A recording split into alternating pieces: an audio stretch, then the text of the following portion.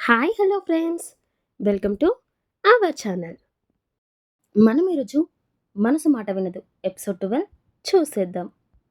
అరే, అది ఇక్కడే ఉంది, దాన్ని మాత్రం వదలకూడదు, పదండిరా అని అరుస్తాడు అందులో ఒకడు. వాళ్ళని చూసిన రిషికి అప్పుడు అర్థమవుతుంది ఆద్య ఇలా ఎందుకు వణికిపోతుందో అని. వెంటనే వాళ్ళు అన్న మాటలు గుర్తుకు వచ్చి అతని పిడికిలి బిగుసుకుంటుంది. ఆద్యని వదిలి తన వెనకాల నిలబెట్టుకొని ముందు ఉన్న వాళ్ళ వైపు కోపంగా చూస్తాడు రిషి. రిషిని చూసిన వాళ్ళు గుర్తుపట్టి, ఏ హీరో, నువ్వా, నువ్వేంటి ఇక్కడ, అయినా నువ్వు సినిమాలో మాత్రమే హీరో, ఏదో యాక్షన్ హీరో అని అంతలా ఫీల్ కాకు, చూస్తున్నావు కదా మేము నలుగురం ఉన్నాం, నువ్వు ఒక్కడివి, మాతో పెట్టుకుంటే బొక్కలు చూర చూర చేస్తాం అని అంటాడు ఇంకొకడు. ఆ అమ్మాయిని మాకు వదిలి వెళ్ళిపో, కాదు కూడదు అంటే నీకు ఈ భూమి మీద ఇదే చివరి రోజు అని అంటాడు మరొక్కడు. అరే, వాడితో మనకేంటి, వాడికి ఓ 4 తగిలించి దాన్ని తీసుకొద్దాం పదండి అని నాలుగోవాడు అనగానే వాళ్ళు రిషిని కొట్టడానికి రిషి దగ్గరగా వస్తారు. వాళ్ళ మాటలు అన్నీ వింటున్న రిషికి పిచ్చ కోపం వస్తుంది. ఆద్యని పక్కనే ఉన్న రాయిపైన కూర్చోబెట్టి కోపంగా రౌడుల వైపు వెళ్తాడు. రిషి ఇచ్చే ఒక్కొక్క పంచ్కి వాళ్ళకు పాయింట్ తడిసిపోతుంది. ఏంటిరా, చూడడానికి సాఫ్ట్గా ఉన్నాడు, వీడేం చేస్తాడు అని ఓ తెగ రెచ్చిపోయారు కదరా, ఇప్పుడు వాగండిరా చెత్త వెదవల్లారా, ఒక ఆడది ఒంటరిగా కనిపిస్తే ఇక అంతేనా, ఏ మీ ఇంట్లో అమ్మ చెల్లి లేరారా అని అంటూ వాళ్ళని తుక్కు రెగ్గొట్టాడు రిషి. వాళ్ళు కూడా తిరిగి ఫైట్ చేశారు కానీ రిషి మూవ్స్ చాలా ఫాస్ట్గా ఉండడంతో వాళ్ళ ఓటమిని ఒప్పుకోక తప్పలేదు. రౌడీల పని పట్టి ఆద్య దగ్గరికి వస్తాడు రిషి. అతన్ని చూసిన ఆద్య లేచి నిలబడుతుంది. వెంటనే ఆద్య చెంపపైన గట్టిగా కొడతాడు. రిషిని అంత కోపంగా చూసిన ఆద్య భయపడిపోతుంది. రిషికి 2 అడుగుల దూరం జరిగి చెంపపైన చేయి పెట్టుకుని రిషి వైపు భయంగా చూస్తుంది. రిషి మాట్లాడుతూ, నీకేమైనా పిచ్చా, చుట్టూ ఏం జరుగుతుందో చూసుకునే పని లేదా, ఇంకా నువ్వు చిన్నపిల్లవి అనుకుంటున్నావా, నేను రావడం కొంచెం లేట్ అయితే ఏం జరిగేది ఉండేదో నీకు అర్థమవుతుందా అని కోపంగా అడుగుతాడు.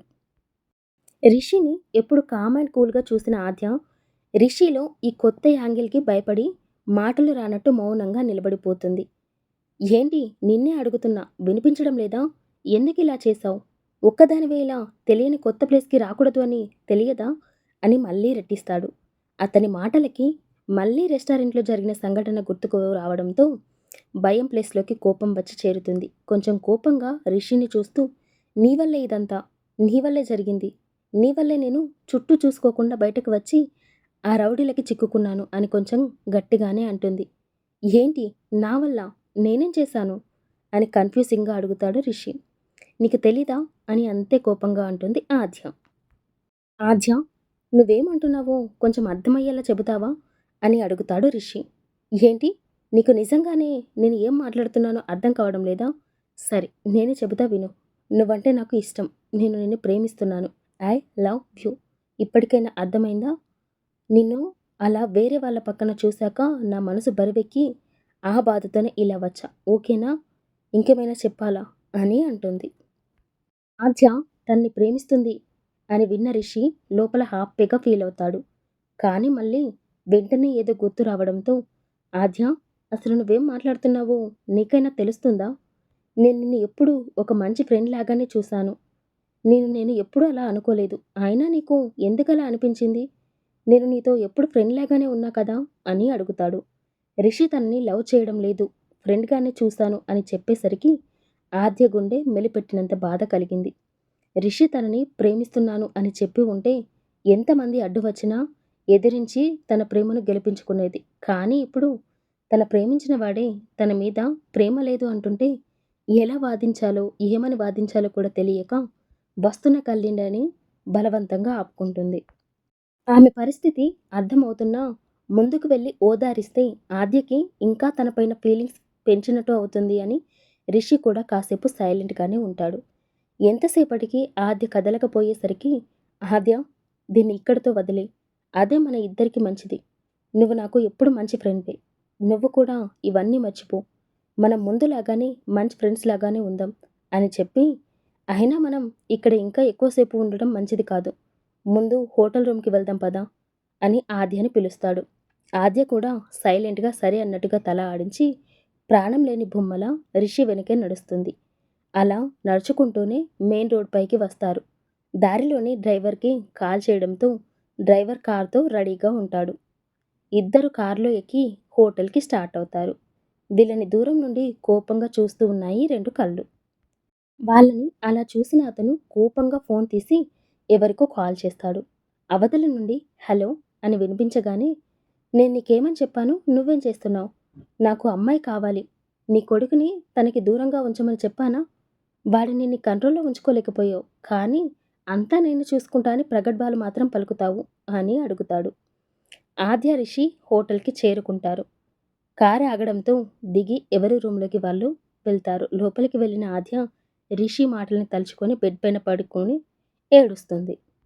మరోవైపు రూమ్లోకి వెళ్ళిన రిషి వాష్రూమ్లోకి వెళ్ళి షవర్ ఆన్ చేసి పైనుండి పడుతున్న వాటర్ కింద నిలబడగానే ఆద్య ఏడుస్తున్న మొహం గుర్తుకు వస్తూ ఉండడంతో రిషి మనసు బాధతో మూలుగుతుంది.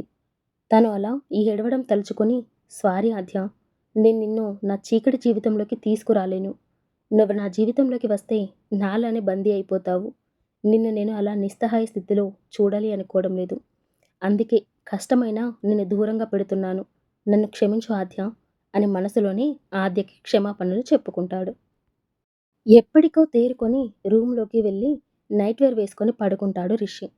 మరుసటి రోజు తెల్లవారి చాలాసేపు అవుతున్నా అటు ఆద్య ఇటు రిషి ఇద్దరు ఇంకా నిద్రపోతూనే ఉన్నారు. ఎండ మొహాన పడుతూ ఉండేసరికి మెలకువ వచ్చిన ఆద్య లేచి ఫ్రెష్ అయి వచ్చి అద్దం ముందు నిలబడి చూస్తుంది.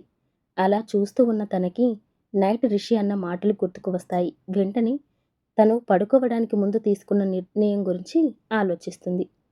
రిషి నన్ను ఎప్పుడు ప్రేమించకపోయినా పర్వాలేదు.